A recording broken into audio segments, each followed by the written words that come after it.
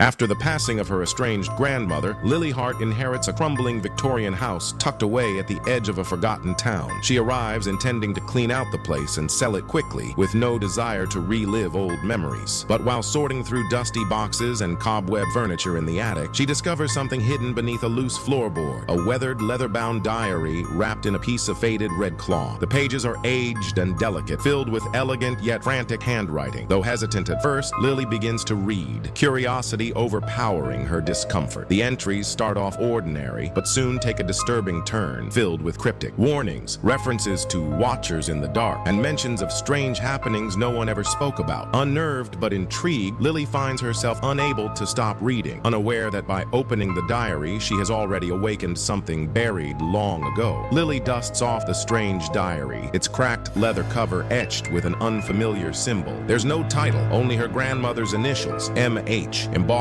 in faded gold. As she opens it, a musty scent of age and time fills the attic. The first page is dated June 3rd, 1954. The tone is calm at first. Margaret writes about the weather, the garden, and mundane household chores. But by the third entry, a shift in tone creeps in. The scratching returned last night, one line reads. I told them we shouldn't have performed the rite. Lily pauses. The handwriting changes, becoming erratic, almost panicked. Scrawled lines mention flickering lights, voices from beneath the floorboards, and symbols appearing in mirrors. Names are crossed out. Some words are smudged, as if wept on. Page after page, the entries grow darker, more urgent. Lily's hands tremble as she realizes this isn't a journal. It's a warning written in fear. As Lily continues reading, the diary shifts from daily musings to chilling accounts. Her grandmother describes hearing whispers from inside the walls and waking to find her reflection slightly wrong. There are things that mimic us, Margaret writes, but they don't blink. She speaks of waking up with symbols drawn in ash on her bed sheets and finding her belongings rearranged in impossible ways. One entry details how a mirror cracked down the middle on its own, revealing a figure standing behind her, only visible in the glass. As Lily reads these strange accounts, a sense of déjà vu gnaws at her. She recalls flickering lights in the hallway since arriving, and how the old mirror in the upstairs bedroom feels colder than the air around it. The further she reads, the clearer it becomes. These aren't just stories from the past. The same signs are beginning to appear around her now. Despite the fear creeping into her bones, Lily finds herself strangely comforted by her grandmother's words. Margaret's voice, though at times panicked, is deeply personal, raw, vulnerable. She speaks not only of darkness, but of love, loss, and sacrifice. I did what I had to protect them, one entry reads, even if they never forgave me. Lily, who always felt disconnected from her family, begins to feel a deep emotional bond forming. Her grandmother, once a distant, misunderstood figure, now feels like someone who fought alone and carried secrets too heavy to share. Lily sees herself in the margins, drawn sketches of flowers she used to doodle as a child, pressed between pages. It's as if Margaret left the diary not just as a warning, but as a message meant only for her. For the first time, Lily isn't just afraid, she feels chosen, and something inside her begins to awaken. The diary's tone grows darker, more desperate. Margaret's entries begin to mention the Circle, an old group within the family bound by secrecy and ancient rites. They weren't just superstitious. They practiced forbidden rituals meant to harness or contain something not of this world. The bloodline must remain unbroken, one chilling passage reads, or the seal will weaken. Lily's breath catches. Her family wasn't just eccentric, they were part of something sinister. One entry is different, longer, written almost entirely in red ink. Margaret describes a ritual conducted in the cellar, a binding ceremony that went horribly wrong. Her sister vanished that night, never spoken of again. As Lily pieces it together, horror dawns. Her grandmother hadn't escaped the darkness. She'd been guarding it. Worse, the rituals were tied to lineage, and Lily, as the last living heart, may be the next in line. Her family didn't just keep secrets, they were protecting the world from them. After reading about the protective symbols Margaret once used, Lily begins to notice them, etched faintly into the wooden door frames, hidden beneath layers of old paint. At first, she thinks it's her imagination, but then they start to reappear, freshly drawn, pulsing faintly in the moonlight. One morning, she wakes to find a strange mark on her wrist, the same symbol that lined the diary's first page. The mirror in the hallway fogs up without cause, and messages scrawl themselves into the condensation, messages that vanish when she blinks. A chair moves slightly each time she leaves and re-enters the kitchen. Whispers come from the walls, muffled and low, calling her name. The diary describes these exact manifestations. They return when the seal breaks, Margaret wrote. Lily realizes she's no longer observing the past, she's reliving it. The house house isn't just haunted by memories, it's responding to her presence, and the signs are only growing stronger. Buried near the back of the diary, Lily finds pages sewn shut with black thread. Compelled by a force she can't explain, she cuts them open. These hidden entries are different, chaotic, ink smeared like someone wrote them in a frenzy. Margaret speaks of an ancient entity known only as the Hollow One, a shapeless force drawn to grief, silence, and bloodline. It feeds on memory, she writes. It doesn't forget, it waits. The diary details how Margaret and her siblings tried to bind it during a forbidden ritual in the cellar, using their own blood to trap it beneath the house. But the seal, bound to the Hart lineage, is failing. Margaret's final warning is clear. The last heart must either renew the binding or become the vessel. Lily feels cold flood her veins. This wasn't just about the past, it's a countdown. The force isn't just returning, it never truly left. Lily's nights become a blur of feverish dreams, each one more vivid and twisted than the last. In one, she's standing in the very cellar where Margaret performed the ritual, watching shadows stretch toward her like tendrils of smoke. The walls pulse with dark energy, and a figure stands at the far end. A woman, her face obscured by a veil of darkness, but her eyes, they are unmistakable. It's Margaret. In another dream, Lily feels an unnatural cold seep into her bones. As she stands before an ancient tree in the woods, the whispers she's heard in the house now echo through her mind, urging her to look behind her. When she turns, the face staring back is her own, but much older, hollowed out as though drained of life. As the nightmares intensify, Lily starts to lose track of what's real. The boundary between dreams and waking is blurring, and soon she's unsure if she's still alone in the house. The signs are no longer subtle. Lily wakes to find the entire house cold, as though a storm has passed through, yet the weather outside is calm. Her reflection in the hallway mirror no longer matches her movements. It lags behind like a ghost unable to catch up. The whispers in the walls grow louder, sharper, until they're all she can hear. At night, her grandmother's voice seems to call to her, repeating cryptic phrases from the diary, warning her that time is running out. Every door she opens leads her back to the same room, the cellar. Every window she peers through shows the same stretch of woods, though she's sure she's never seen them from that angle before. The shadows in the corners of her vision move on their own, and sometimes she sees a dark figure watching her from the edges of the room. It's only a matter of time before the Hollow One finds her. In the final pages of the diary, Lily finds an entry scrawled in frantic, jagged handwriting. It is Margaret's last attempt to warn her. "You are the key, Lily," it reads. "If you are reading this, the curse is already upon you." A shiver runs down Lily's spine as the words hit her with the force of a thunderclap. Margaret describes how she failed to break the cycle, unable to contain the evil force forever. It had grown too powerful, too desperate to escape. The twisted revelation comes crashing down. Lily isn't merely the descendant of the Harts. She is the final vessel, the one destined to release the Hollow One completely. The ritual Margaret had sealed in blood was never meant to protect the family. It was a trap. Now Lily must make a choice: renew the binding or unleash the curse for good. But as the shadows close in, the decision is slipping from her grasp. If you enjoyed this story and want more spine-chilling horror, make sure to hit that like button and subscribe to the channel. Don't forget to ring the bell so you never miss an update on our latest eerie tales. Comment below with your thoughts on the Forgotten Diary. What do you think happens next? I'd love to hear your theories. And as always, thanks for watching. If you dare